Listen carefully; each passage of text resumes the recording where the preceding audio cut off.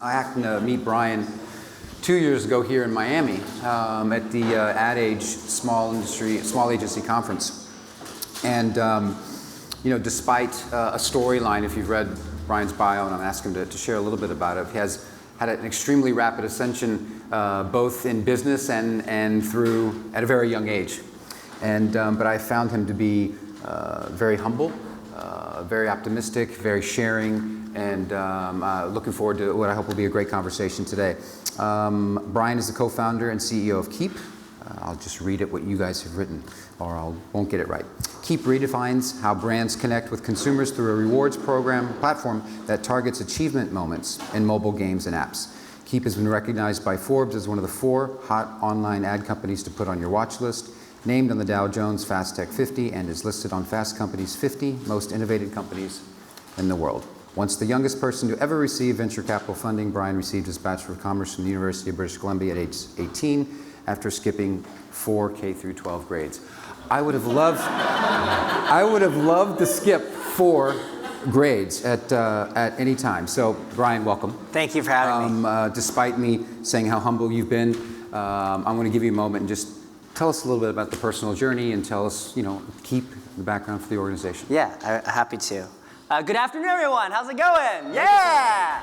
I am wearing the most appropriate attire for a conference. I'm so excited. I was like, should I do flip-flops? Yes.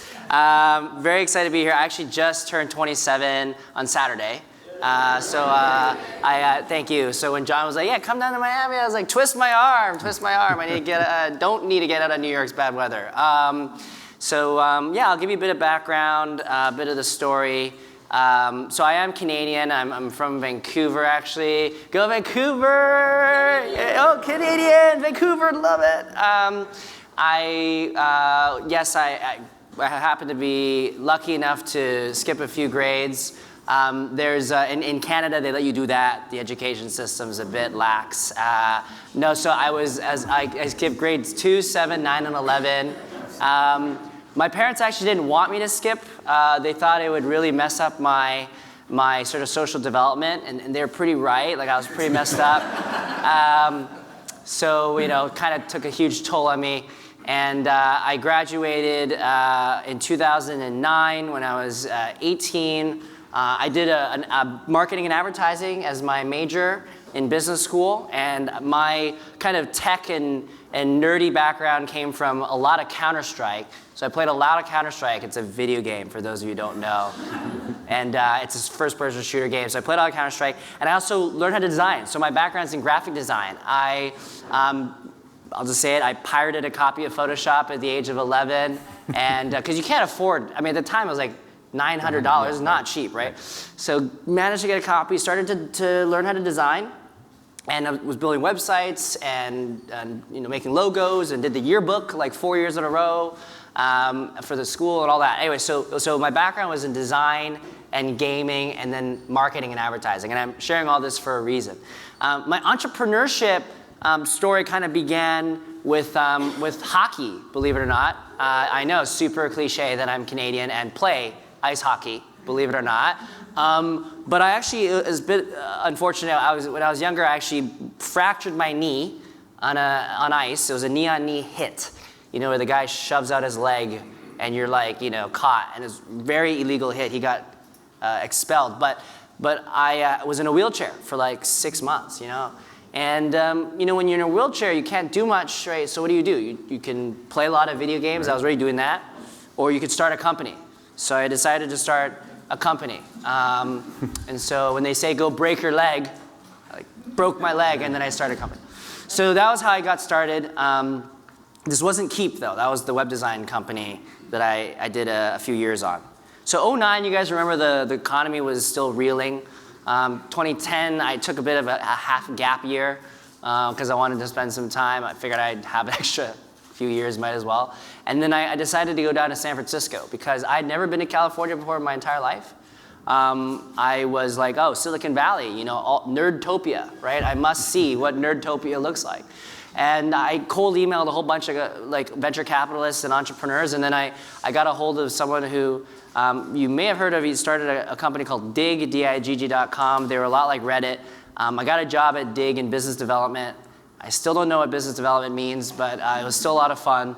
But then I got laid off because, ebbs and flows of the valley. So I got laid off at the age of 19, and then I decided to start Keep. So Keep is right here. My pride and joy and baby for now almost 8 years. Started it with a very simple premise. None of us have ever looked at our phone and intentionally seen a banner ad and went like, ooh, yeah, let me tap on that, right? It's never happened. And so I was like, this is a problem. Like, if as an entrepreneur you try to solve problems, so you're like, rather than, why are people so annoyed by this? Advertising is so ubiquitous, yet people seem to be ignoring this particular type of advertising, the mobile ad.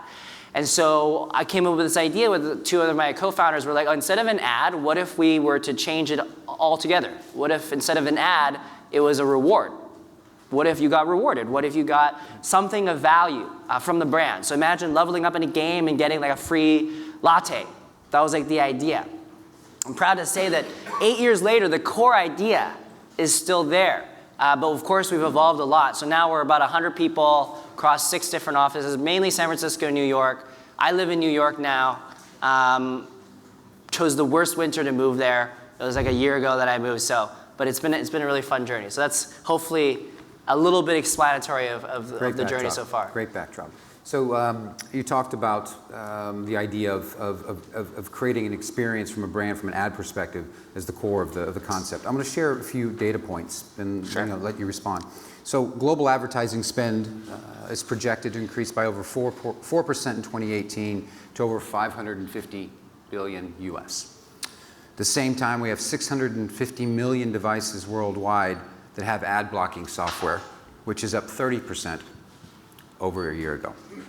So in keeping with our theme, well, you see what I did there? Keep. Yeah, that happens all the time, right? Now you know how to pronounce it. It's not Kip, as long as you got the puns. Yes. Keep it up, keep it real, keepsake, keeping it going, keep it.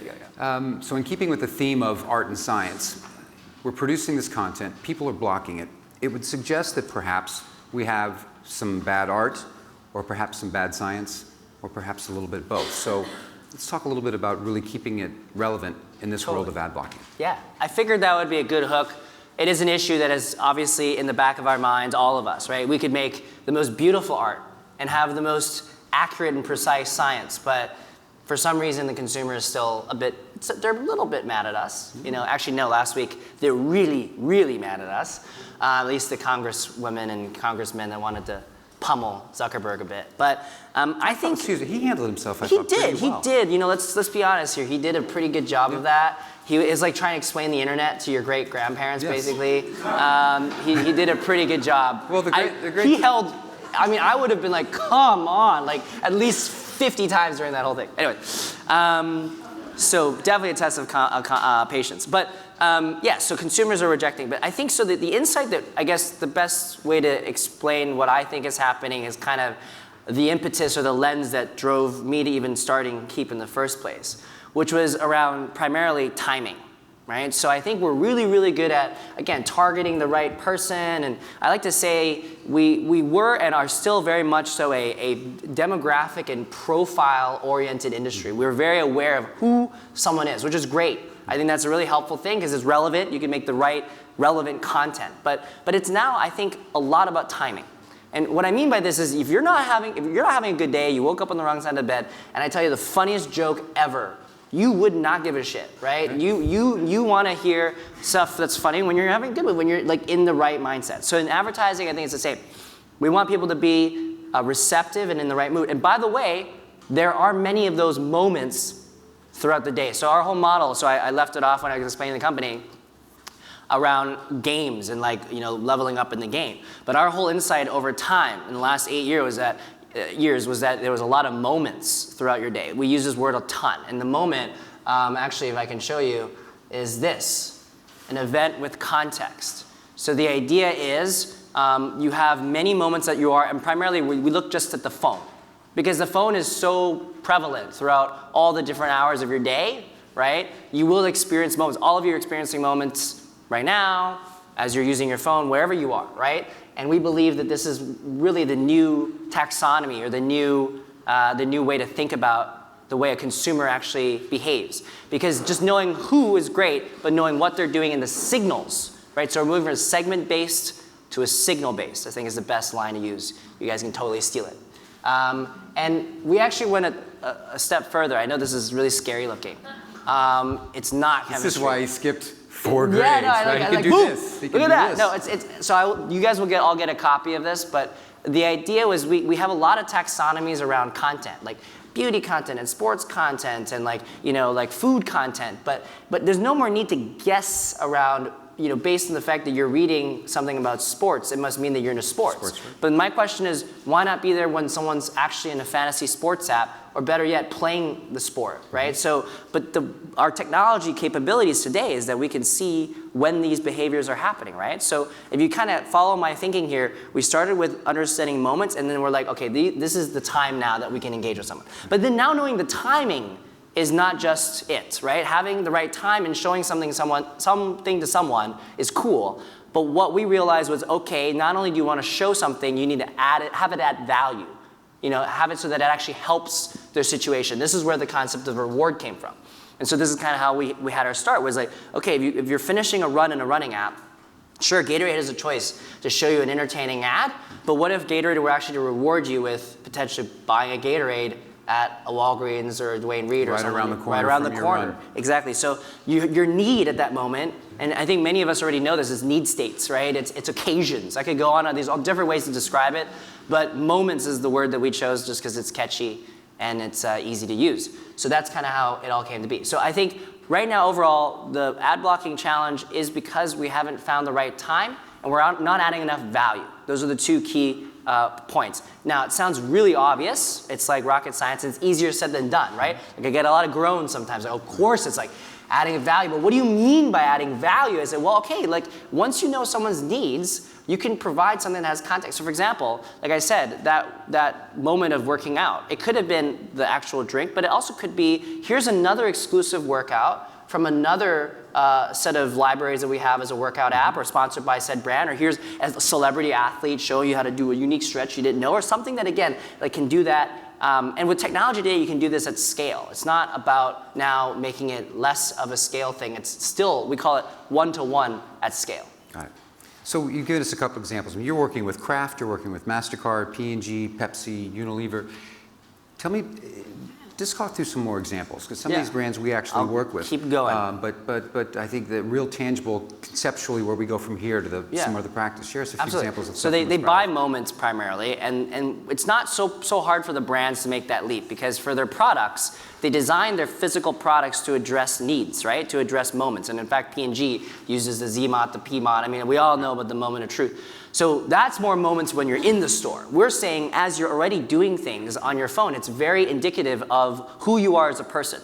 Again, to go back on the point, we really wanted to guess based on your content what you're into. But again, based on your activity, real time on your phone today, you can see about so much of what the consumer is currently working on, right? So examples could be, we work with a bunch of spirits and alcohol brands, and they're finding it very hard to engage people on mobile. Obviously, there's regulation issues. There's also like, how do I get to them at the right moments? We said, well, why don't you find people who are out after 8 p.m., in regions of cities that, of course, are where they would normally be out. It could be in meatpacking in New York or Miami Beach in Miami. And instead of hitting them with free booze, which you're not allowed to do, what if you could reward them with a Lyft credit or an Uber credit for a safe ride home? Right? And that was kind of a pioneering campaign and won a few awards. It was a lot of fun. So that's another example. We do a lot of recipe content with brands that are in food apps, like recipe apps that you're favoriting a recipe, you're commenting on a recipe, contributing a recipe. Here's an exclusive recipe from a brand. Gift guides, I could go on and on. So the idea is, how do we just bring things that have a lot of value? Basically, every one of these moments, there's a way to respond to them in an appropriate way. It's not always a coupon. It could be additional content. It could be unlocking functions and features. But I think the consumer right now today is tired of being taken advantage of, right? We've seen the Cambridge Analytica issue. That's just a little bit of a linchpin of a dynamic. It's not actually the full brunt of the issue. The full issue is that people just feel like they're not getting any value when they're talking to you. The last principle that I'll talk about is we call marketing as a service. So I don't think as a marketer today, our jobs are to message or communicate. Our jobs are to service our customers. We're service providers. And when you see now, the reason that privacy has come about is because I want to hold my data back from someone who isn't servicing me, right? Think about a hotel, or think about healthcare, think about service industries. You want them to know everything about you because they're going to service you better if they know more about you. Same thing with advertising. If we actually serviced people, we actually added value based on the things that provided functionality, perhaps they would have wanted to give us more information about themselves, right? So I have this byline that's coming out in a couple weeks, and the title of it is Just Ask, right? Just ask. And the reason is because we're so good as marketers of like guessing and peering around corners and observing and putting people in groups and rooms and do focus stuff. It's just like, just ask the consumer what they want. Right. And on mobile today, you can.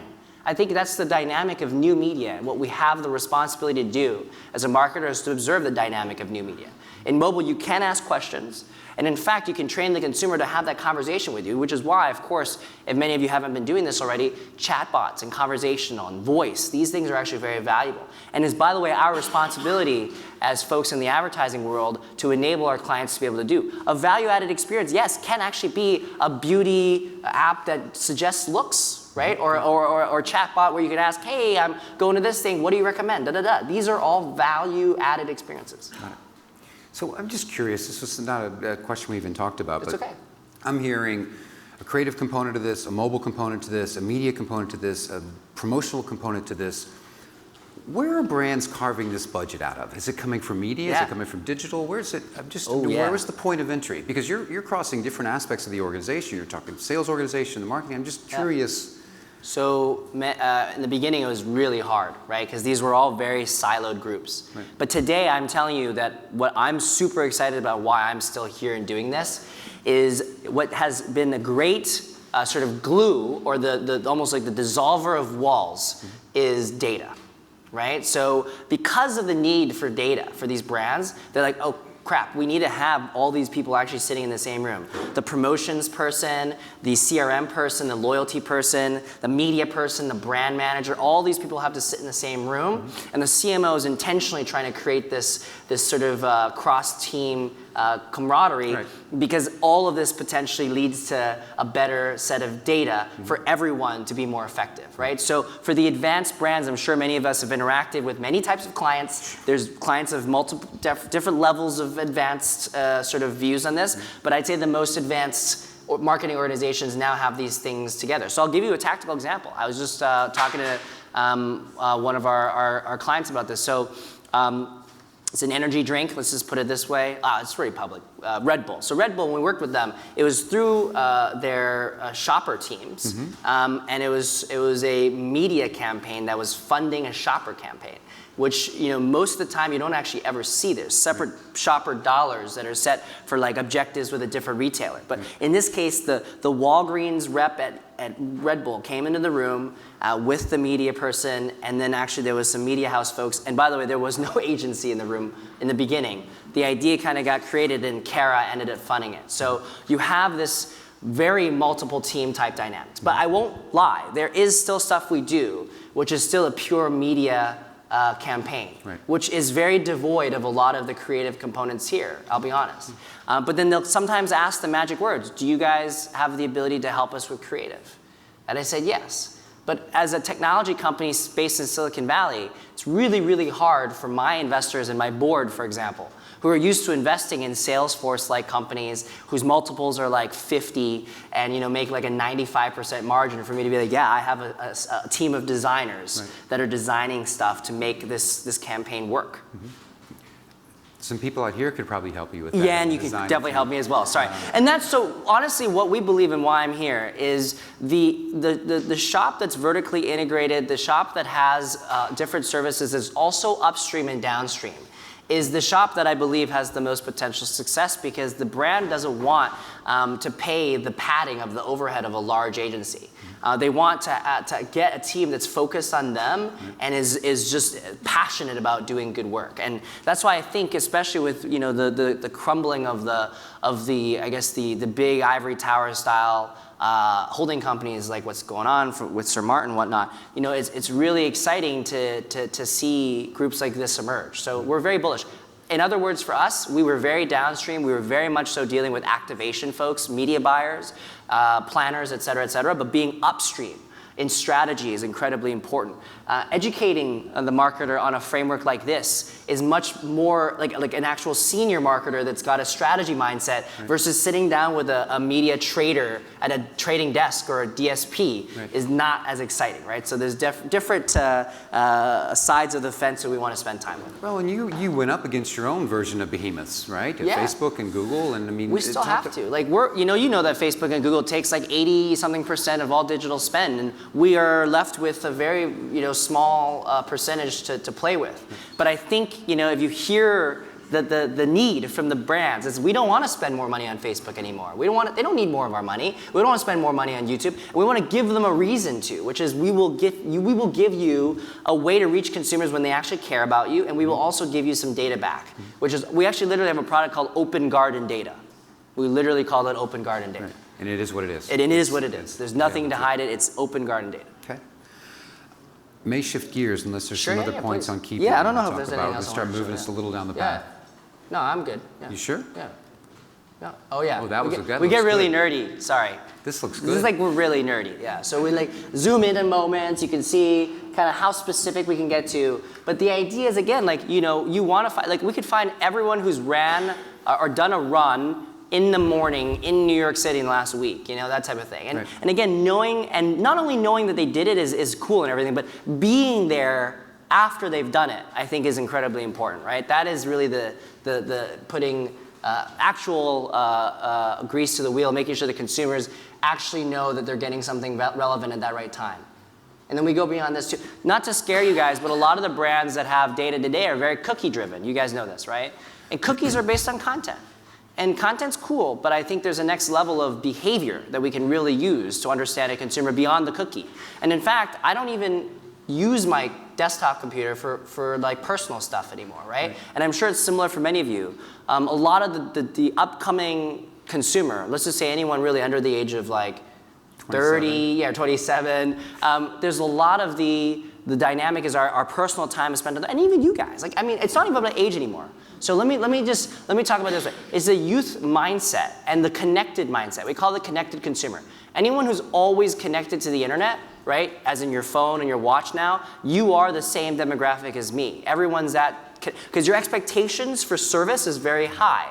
How many of you have looked at your Uber app and you're calling an Uber, it takes more than 5 minutes, you're like, screw it, I'm going to Lyft. Our expectations are super high now for instant gratifications, and that's only going to get worse. Or more intense, not worse, just it's going to get more and more high. Right.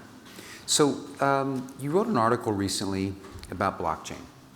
And the title of it was Blockchain and has the potential to change the advertising industry forever. And I think there's varying degrees. We've all read about blockchain, but there's probably varying degrees of understanding of what it really is. Break it down for us a little bit. I mean, the article you wrote was very educational. It's like, for the first time, I got it. And so walk us through it. Pretend we are newbies within the blockchain space and how it impacts us and how you think it's going to change the industry. Yeah, I'm happy to. So put up your hand if you own any Bitcoin or Ethereum. It's okay, I'm not going to jump you later. Just two people, one person. Okay.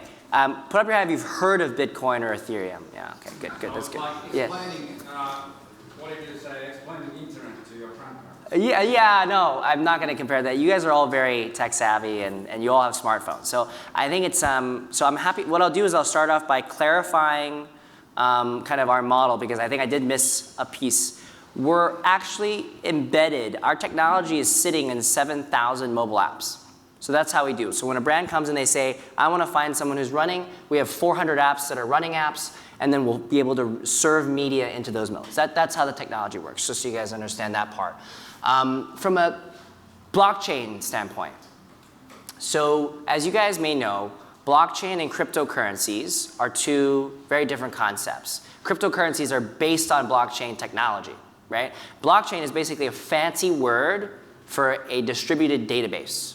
right? It's just writing data to something that sits in many, many different computers. So much like how cloud computing is a distributed set of servers, a blockchain is this distributed ledger or database essentially that stores data across many different computers. So Bitcoin, for example, there's tens of thousands of computers that actually have the same ledger that shows every single Bitcoin holder and how many Bitcoin they have. You're like, oh my God, that means that everyone knows how many. No, so it's encrypted, obviously, and no one, you have to actually be able to, you can only see it if you get the person's wallet address, and that's a very private key and not everyone shares it. But anywho, again, blockchain is a very fancy way to say a distributed database. Now, not only that, but a distributed database that cannot be changed. So it's immutable, right? So once you write to it, you write it in blocks, you chain them together.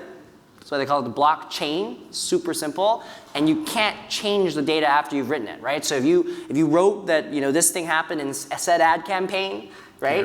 If you need to say that there was a change in the CPM or whatever, it would add on a block that says this last block should be saying that it's this thing, but it won't actually change the original data. So it's always a linkage of data. You guys follow me so far? So that's the blockchain.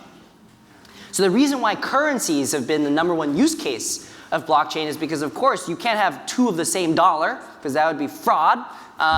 So that's why it's so great for running currencies, because this technology is quite possibly the first true digital technology that enables scarcity, right? Like we used to use the gold standard, way back, by the way, you guys know this, because we apparently believe there's a finite amount of gold on the planet, which is still apparently the case. But on crypto, it is true that there's only, I believe, 23 million or 21 million, I think is the number of Bitcoin that will ever be in existence. And currently only 18 million have been mined, right? So not all the Bitcoin has been mined, but there will only ever be that many in existence, okay? So how does this have anything to do with advertising? Great question. So there's, I think, three big categories within advertising that will be affected. The first is media, the second is rights and intellectual property, and the third is billing. Okay, so I'll cover all three. Media is our bread and butter, so I'll start with that. And you guys understand that, of course, media permeates all of advertising. This is how the word gets out, right? And I believe that what blockchain will do is just prevent a lot of the fraud that's littered in media right now. You guys know that 40% of the dollars is wasted on either non-viewable impressions or fraudulent traffic, right? It's really kind of sad that this is happening. And so we believe that with blockchain, you can verify that there's an actual human being that's seeing it. Not only that, but verify that there's third parties that are making sure that the human viewable traffic is also recognized and reconciled by all the parties involved. So basically, all the campaign data will get written onto a blockchain by multiple parties, and then it's all auditable by those same parties. So today, right now, when you buy ads from Facebook, what happens, right? Facebook tells you. They tell you what happened, right? They're like, yes, we totally delivered all your impressions, and it all happened in these things, and we tell you everything, just give me money. And with blockchain, it won't be that anymore. It'll be like multiple sources can audit the data, and it'll be an independent third party. It will be written literally to the blockchain. It could be in different protocols. Right now, the most popular ones are Ethereum and Stellar, and then EOS as well. So if you want to sound smart, just say Ethereum, Stellar, and EOS to your nerd people in your company, and they'll be like, oh my God, how did you know about this? It's really fun. So those are the protocols. And by the way, you don't have to use Bitcoin for everything. It's not about Bitcoin. I'm just trying to keep them separate. I hope you understand. It's using the technology that makes the currency work, but that same technology can record data about advertising and impressions and campaigns, and that's what makes it so powerful. So that's on the media side.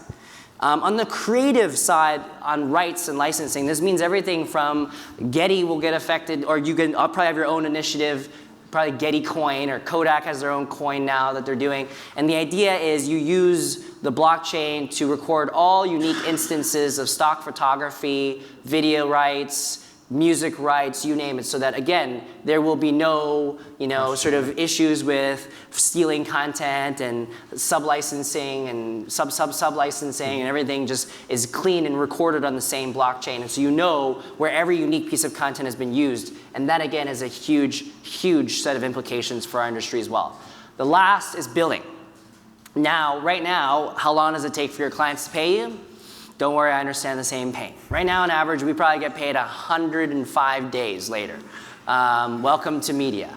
I think the media agency also holds onto it for a good 30, 40 days and takes the interest income from that too, as part of their income stream. Not this group. Not you guys. I know it's not you. Trust me, it's like Group M and OMG, those guys. I still love them, but I know what they're doing with the money. It's okay. But with billing, imagine everything clearing in real time, right? And a lot of it's using blockchain algorithms to potentially use Bitcoin and Ethereum as a central bank. There's actually, it's crazy. I know it sounds bananas and it sounds very much so in the future, but I'm telling you right now that this stuff creeps up on us, right? Like the technology that you used to think was a total joke, like VR and AR that now is very real is now, I mean, I don't think you ever thought it was a joke, but like, you know, when people are wearing those headsets, you're like, man, that's like, come on, that looks so goofy. But everyone's doing it, right? And it's like that, and then you see how quickly technologies rise and fall. I think blockchain is here to stay. To give you another data point, the top 100 currencies in cryptocurrencies right now, the total market cap is $260 billion, right? That's not a small market, but it isn't the biggest either. So it's not exactly like it is like, you know, $1 trillion like dominating is like super permeating, but definitely will get there. And if you get ahead of it, I think you'll be in the clear. That is a great segue. I mean, I'm fascinated. I'm learning just listening. Our job every day is to kind of stay ahead of the curve, help our clients stay ahead of the curve. You've clearly stayed ahead of the curve, both personally and as an organization. But here you have a group of entrepreneurs like yourself, maybe a little older, but shared independent spirit. What have you learned in your 27 years? Do you think this group Well, I'm excited to learn from you guys as much as I'm hoping you want to hear a couple things. But you know, as an entrepreneur, I think things we have to remember, and I have this book that I happen to have some spare time to write a couple years ago, and it was around cheat codes, which is, you know, oriented to the schizophrenic entrepreneurial mind, which is like, you know, or even our generation. Oh, they're all here. Yeah. Well, and then our generation is like, we want instant gratification. We want to do things that can be used now, right? I don't wait. And I first of all, I felt like a lot of the business literature out there is written by like, you know, 80-year-old billionaires that like succeeded when the internet didn't exist yet, right? And I'm just like, well, there has to be modern business literature, and what if we could put something together? And I also didn't want to repeat myself too many times when people were asking me questions. But the bottom line is technology and information speeds have just made it so that things move faster, and entrepreneurs, you can achieve things faster.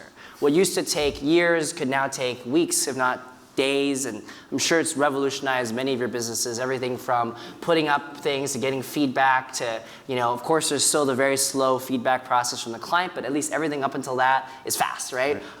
So these are all things that have changed. But I think as an entrepreneur, there's a few cheat codes that I actually have in the book that I wanted to share with you guys, and I'm really hoping that they resonate. Many of you probably already figured it out, but I figured I would share just because they're just a slate of the favorites. So one of the cheat codes, and by the way, when I say cheat codes, I don't mean cheating, by the way. We're not trying to cheat. No one's going to jail, okay? It's like in gaming, you have cheat codes to get ahead. So in real life, you know, you have cheat codes as well. And one of my favorite cheat code is actually know your superpower. And in fact, it's a question we use to ask our new hires as well.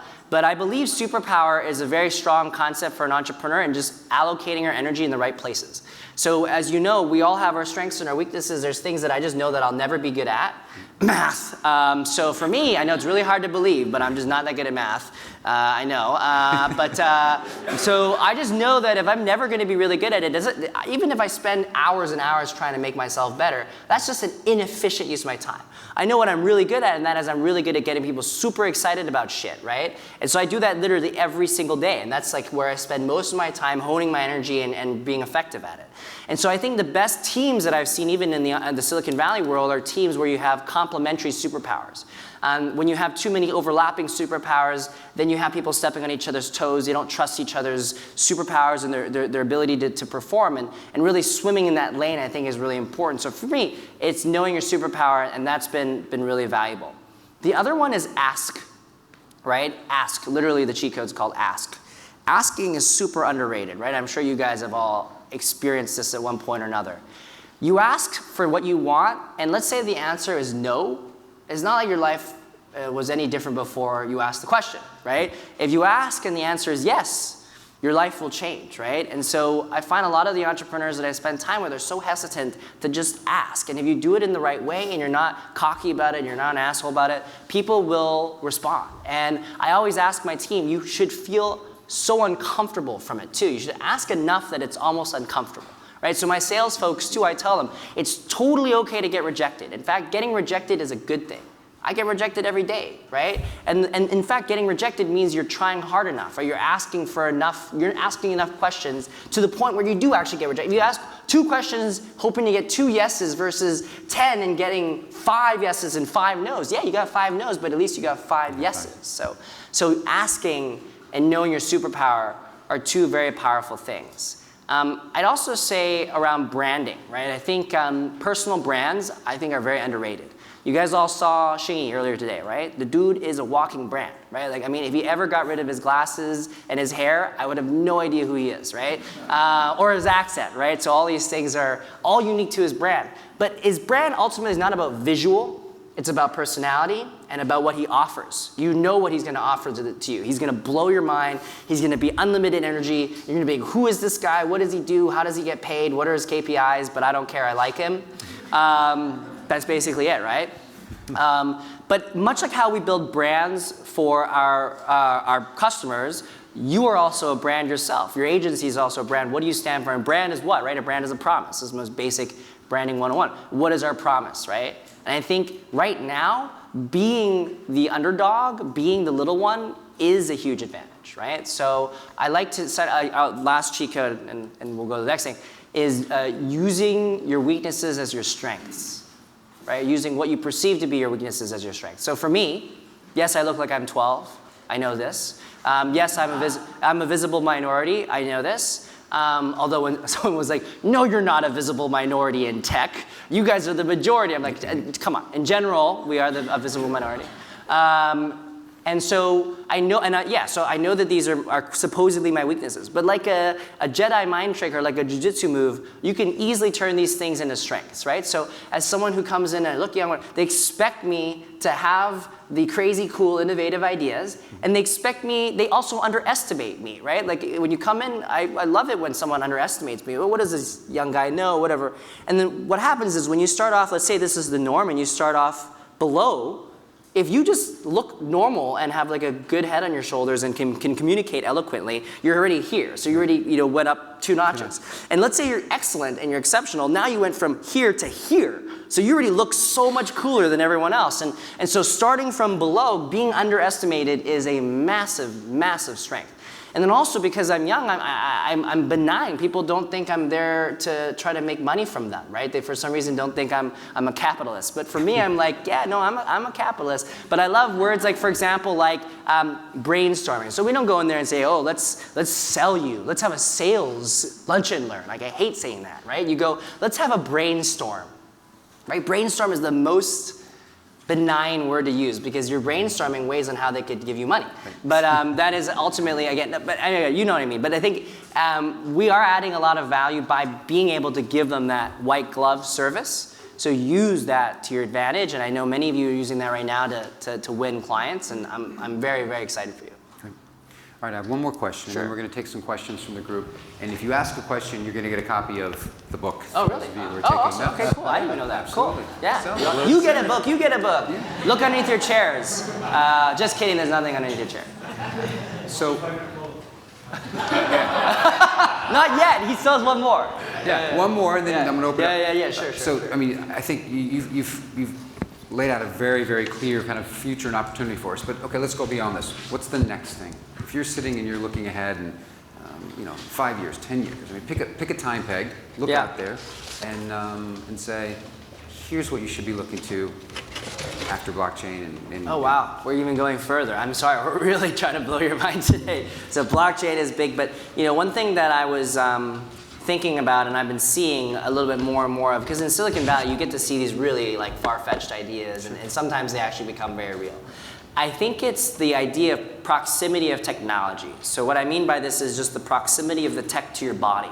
So this I hopefully think is an elegant way to explain it to your clients. Where today, the proximity is here on your hand, And now earpods are here, right? Which I'm sure you guys find insufferable, but it's going to be even more insane. More and more people are going to have this earpods thing.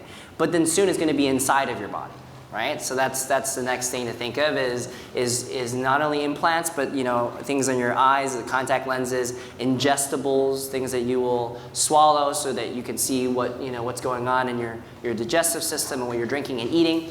These are all actually very real and will become, hopefully, I think, a thing that we can see regularly every day. So I think the proximity of technology is really big. I also think there will be a massive dynamic of kind of a knowledge kind of revolution around the sharing economy applied to learning. So think about it this way. Today, most of what we perceive as traditional education will still come from a lecture environment, will still come from a university or a college or an online institution or whatever. And it's me sitting in a classroom with a teacher. That model has not changed for what sounds like 1,000+ years, right? Probably even more.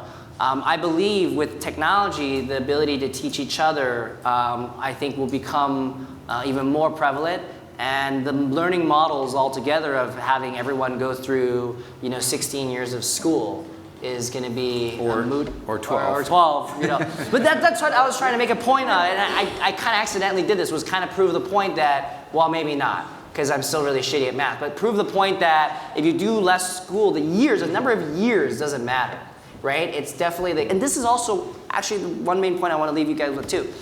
You have employees in your team that I really, really hope you give the opportunity to rapidly rise vertically in the organization. We all, I think, had to deal with traditional ladders to get to where we are today, right? Think about it. It took you 10, 15, 20, 30, 40 years to get to where you are, which is commendable, and you have amazing experience, and I respect that a ton. For me, experience is amazing because it means that you've seen it all. You can help me save time. You know when someone's going to screw you. It's, that's pretty much the best thing you learn over time is your gut feeling, is this person going to screw me or not? Pretty much, right? That's like takes 40 years to exercise that muscle. But I think aside from knowing if someone's going to screw you or not, the younger folks, because information is so easily transferable and also easy to learn, right? Like you can learn anything online today, right? It means that they will learn things much faster than it used to take because the barriers to access to knowledge is at an all-time low. And they also love creating. So the dynamic of building is very much so one, at least digital tools, that is very endemic to my generation because we've been exposed to distribution channels like the App Store, like SoundCloud, like YouTube, that none of you had when you were first going through your careers, right? So the dynamic of knowing that the distribution is easy also means that our ability to create and our potential that we believe is possible from creating is very, very high. So if you enable your younger staff to create, you will see some amazing, amazing things, right? And I think that our fear is not, you guys, we have a bad rap of like leaving a job every year, right? Like we jump 5 careers now every, and for sure retention, I'm sure is a big issue with a lot of you and your creative talent and your staff. It's not that we're afraid of being in one job it's actually, yeah, so it's more that we're afraid of being in one role for that long, right? And having the flexibility to go between multiple roles is really the main thing. So it's not just a vertical, it's a horizontal. It's horizontal movement is the key. Let them be in analytics and then account management and then development and then in media and then whatever. And no, it sounds schizophrenic, but that is the point. The multiple curiosities is enabled and if not encouraged by the unfettered access to knowledge today on the internet. That's a great point. Okay, we've got 6 books, I believe, so at least 6 questions. Look at that, books. My favorite color is navy blue. Brian, I'm going to let you. But I'm not wearing any navy blue. Who wants to go?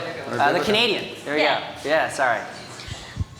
As entrepreneur, I think very good, very successful, past 8 years, but things are changing very fast. So as you say, most people don't want to work for anybody anymore. So how can you keep going? How can you keep innovating? And how can you keep, as you get bigger, you're already 100 people now, when you get to 200, 300, you're going to be like WPP. So how are you going to, keep on and retain, your spirit, Yep. and retain your future, retain your staff, and or are you going to forever keep yourself small? Yeah, it's a great question. So there's two philosophies in Silicon Valley. There's the lifestyle, entrepreneurial mindset, and the go big, billion-dollar vision thing. I'd say the billion-dollar vision thing it's weathered a bit. It's a bit more sane now. It's like, build a real business with revenues and real profits, which, as you guys know, Uber is still losing gobbles of money every month, like, tens of millions of dollars every month. So I think the more reasonable, we do intend to grow even further. I think 100 is just the beginning, and I think just because we know that the vision and the cause is there. So this is where, hopefully this isn't too controversial. I believe that people don't want to work for somebody or an organization anymore. They want to contribute to a cause, right? And insofar as you can invent or portray a cause that is not too dissimilar to religious ones, by the way, or cult-like ones in your organization, you will retain. And you guys have probably seen this. Why are there such cult-like organizations like an Apple, like a Lululemon, like a Starbucks, where the companies are so good at retaining their employees because they are like a religion, they are like a cult. So a lot of it is, to you, it's creating a movement, creating a cause. And the cause, I think, is very endemic to who you are already. We are the independent force of nature for advertising, where if there's one thing you guys want to label yourselves under, whatever your agency's superpower is, it's okay to have one superpower you talk about. And then it's okay to say as a footnote that you're full service. The thing I find challenging is every one of you is full service, obviously, because you can easily go to 99 Designs or Elance or whatever and find someone to do the thing. But at the end of the day, it's not just that. It's what is the mental mindset you come into the approach. It's all the mental mindset, right? And is your mindset around simplicity, which I heard about this with the hydrogen folks, yes? Is it around data? Which I heard from the Activamente. Yeah, thank you. Yeah, see, I'm remembering things. 27 is okay. Like amnesia is not settling in yet. But that is the thing. Is what is your superpower that you brand yourself under, and then how do you then extend the cause so people want to be with you? And I think it is working for a smaller organization. When I say smaller, by the way, and I really hate the words, by the way, small to medium-sized enterprise, because you're not small, you're not even medium, you're the right size enterprise, right? And the right size is for you as a business owner to be able to live your lifestyle, but also service your customers. And that's why I think it should be called right size enterprises. Hopefully that catches on. Probably not. No one's really like, no, that's right. Thank God I'm not in branding, right? But yeah, anyway, so hopefully that helps. Yeah. So I got two questions for you. First one is, from an age restriction perspective, how young, is there kind of any limitations to advertising for gaming, or is there none? Well, legally we can't, I think, do under 13 or something for the email thing. But yeah, that's kind of it. But in other countries, it's kind of You're like okay. whatever. Yeah. The second question is, we make a lot of games. We have a lot of in-house development to make games. Tell me about your experience of having actual games made on behalf of a brand versus maybe advertising in a place like after a run for a brand. What have you learned from that kind of experience? There's always a time and a place for all types of tactics. I don't discourage folks from creating an experience like a game for the brand. Those have done well, but know that they are ephemeral, right? They won't last forever, right? And they're more to make a point. But if you want to have a consistent access to a large engaged audience, go to where the fish already are. There are already game developers that have like armies of PhDs whose only job is to figure out how to keep you hooked in the game, right? Candy Crush, right? Sure. They literally scientifically engineer every pixel of that game to keep you hooked. It's true. And you want to let the experts deal with that part, and then why don't you just buy into all that expertise? It's not that hard. And that's what I always recommend to folks, is if you want that consistent engagement, you want to be in those moments, you can either try to create the moments yourself or latch onto the ones that are already out there. And the timing of those are really the key thing, right? Exactly. When you're playing that game. You don't want to be there every time someone achieves something, right, because then it loses its specialness. Sure. And then for us, it's like finding those moments that are special, and that's really what our technology specializes in. He did put up his hand. Yeah. I'm from the Caribbean. I'll go. Oh, you're loud enough. It's okay. Yeah. Oh, you want? Do you want the microphone? I can project. Because I saw him holding his hand up. Sorry. Yeah. Hey, that's fine. That's fine. No, I am from the Caribbean, and there are times when you have multinational brands who opt to go for a big agency rather than ours. What I want to know is, how do we compete? How do we get that knowledge base where we can actually understand and be on par with everybody else? I don't think you need to be on par. I think you can just beat them on the specialty of the knowledge in your region, right? So you guys may know that when the corp dev strategies of a lot of these large holding companies is to try to acquire agencies that are dominant in emerging and about to be emerged markets, right? So think of when Myanmar opened its borders, right? All of a sudden there was a buying frenzy of agencies, and those, I think WPP bought a couple agencies and whatever. It's their strategy, because guess where else they're going to find growth? They're really not going to find growth in the stable, developed economies. It's going to be the developing and the rapidly growing ones. So I find that, and this is just my thoughts on this, is that which Caribbean country are you in? Jamaica.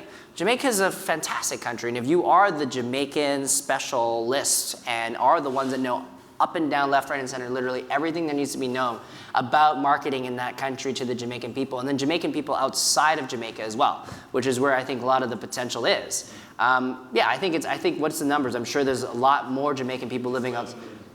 Yeah, and how big is the population in Jamaica? 3.5.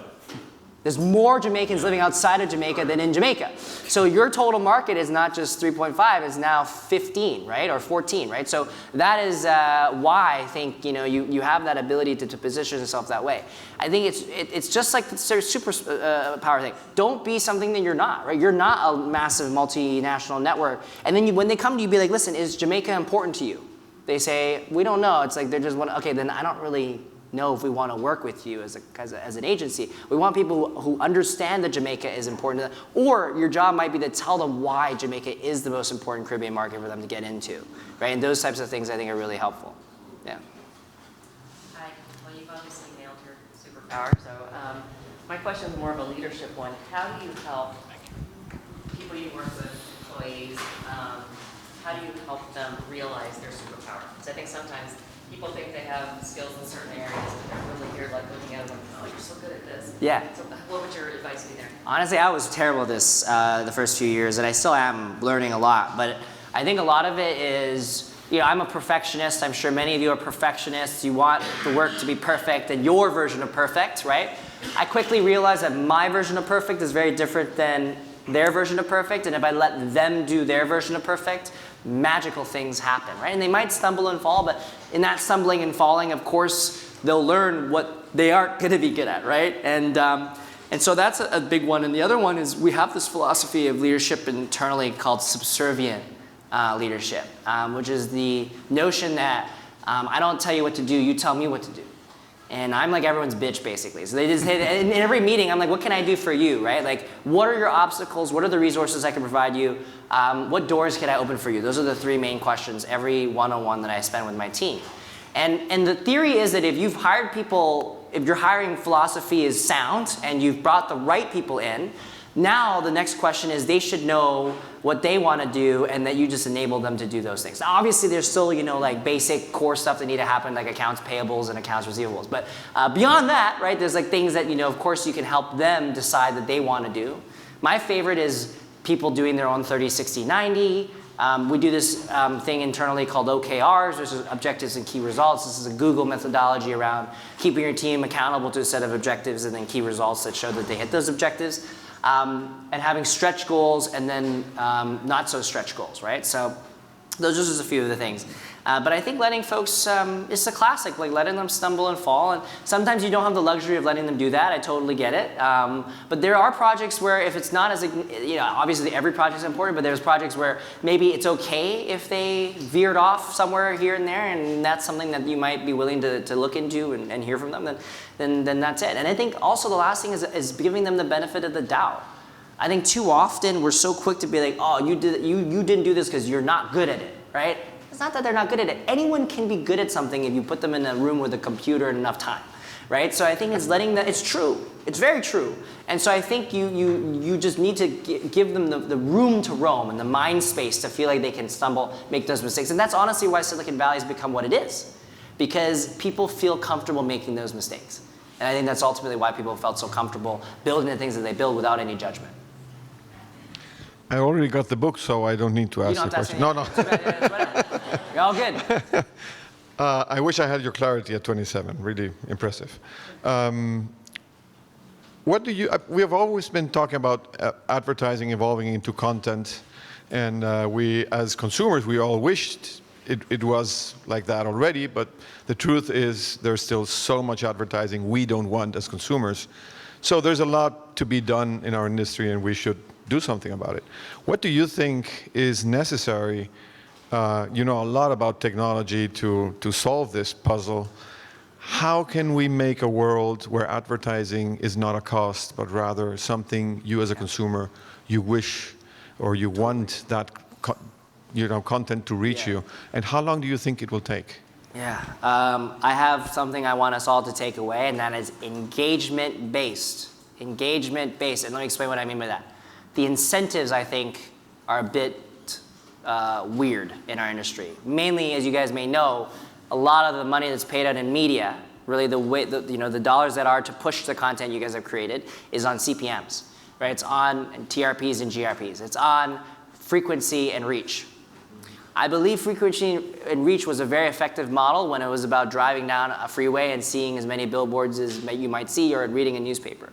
But in mobile, or any new technology really that you're engaged with intimately, reach and frequency isn't the name of the game. In fact, if you're too frequent, you're just annoying, right?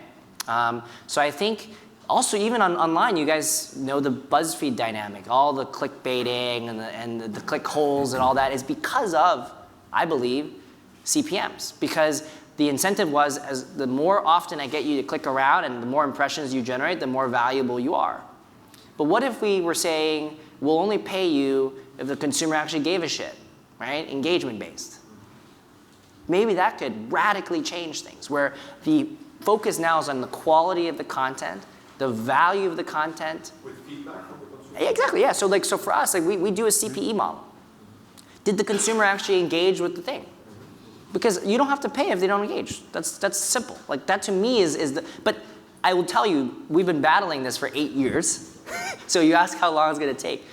I think it will take a little while longer, hopefully, and hopefully I still have hair by the time it's happened.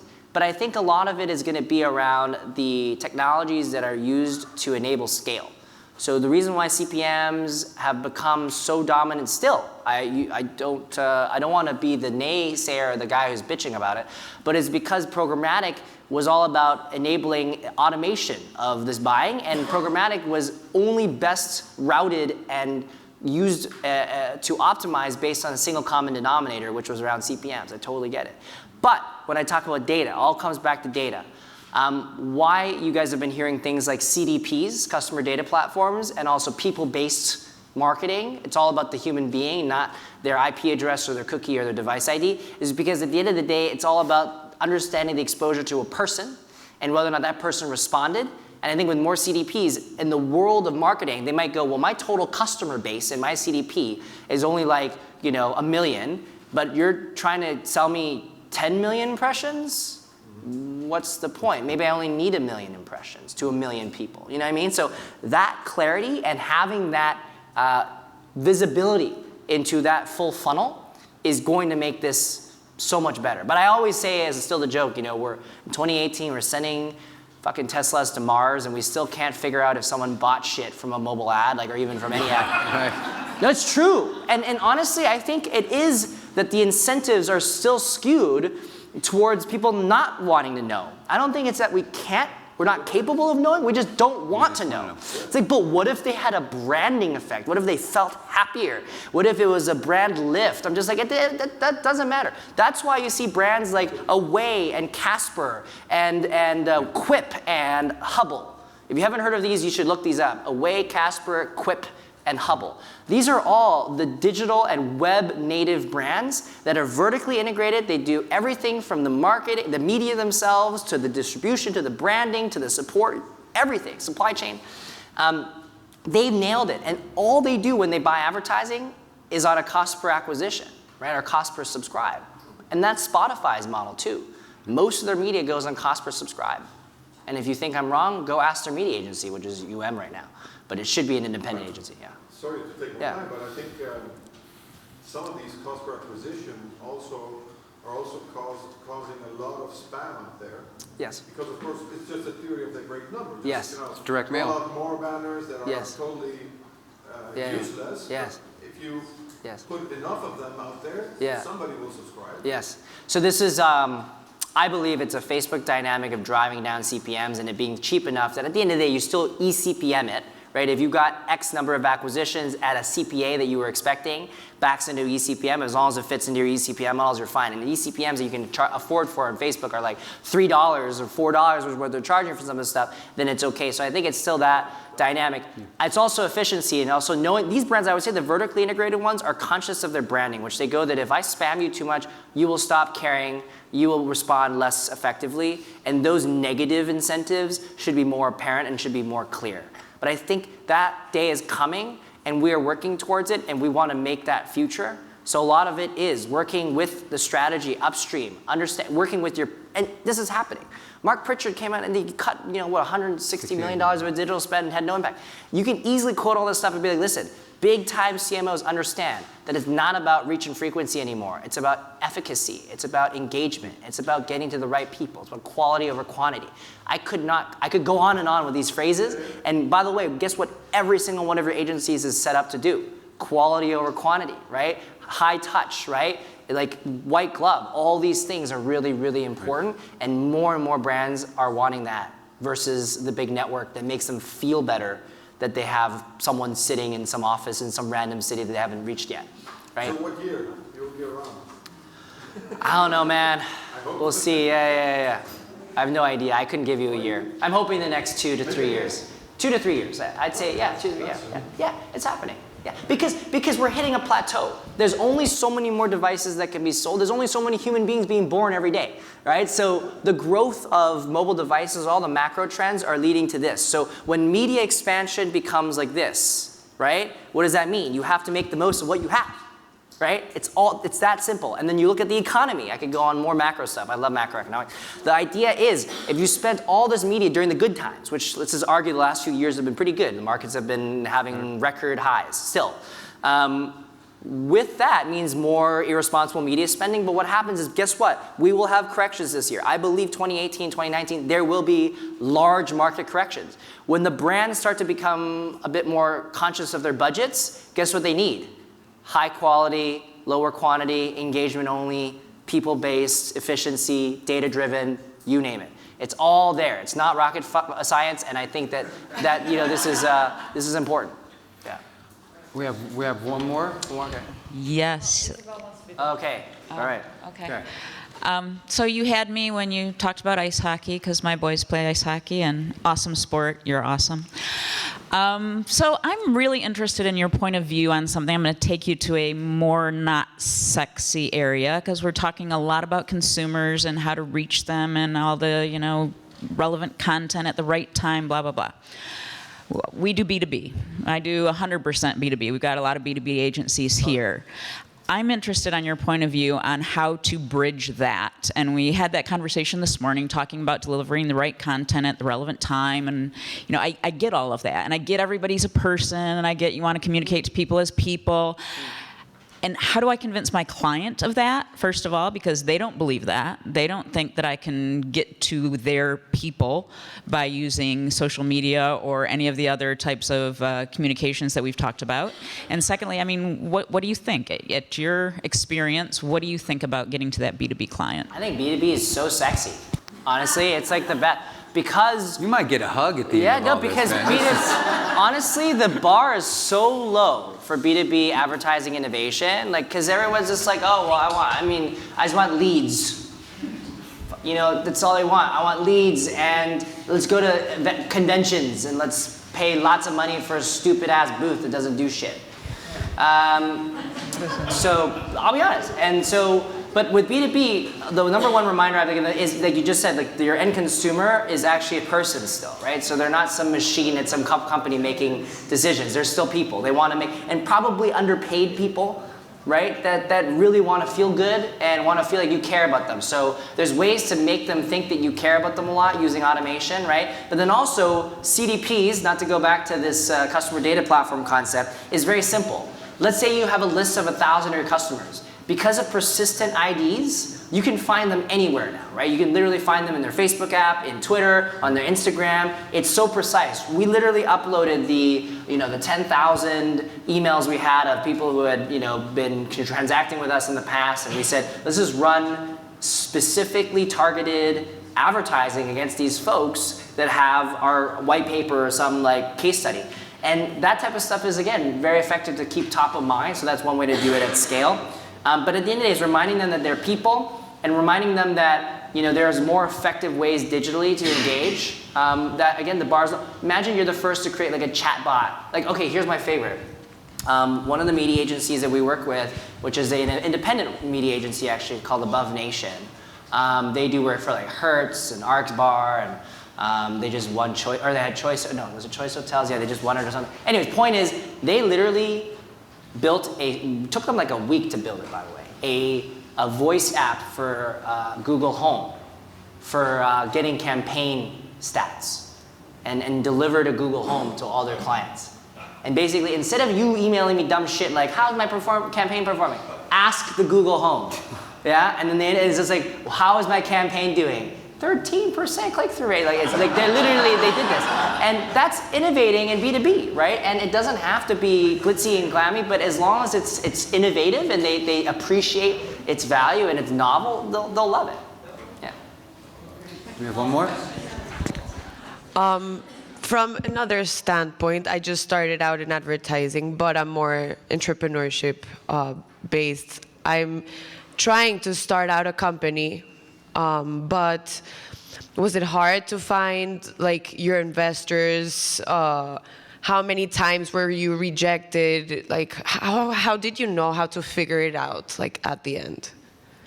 Is she going to get a copy of the book? Yes. Okay, good, because a lot of it is definitely in there, but so the Cliff Notes or Cole's Notes, depending if you're Canada, US, is I didn't know the answer, and here's the best part, no one else knows the answer. So anyone, especially in the business world today, with all the change and all the different technologies that are out there, someone comes to you and claims to be an expert, they are sorely mistaken and are obviously going to fail because they think they know the answers, which they don't. So I believe that in order to be successful is to just know a little bit more than the next guy. That's it. Just be a little bit ahead. Just literally just be right here while they're there. And then as long as you're here, you're going to be fine. And I think a lot of it is how do you get here?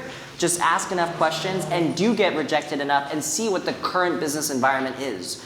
I'd say starting an agency today is very, very, very different than starting an agency 10, 20, 30 years ago, right? So the modern agency, if I were to challenge you, if you were to design the perfect agency today, what would that look like? That's my challenge to you.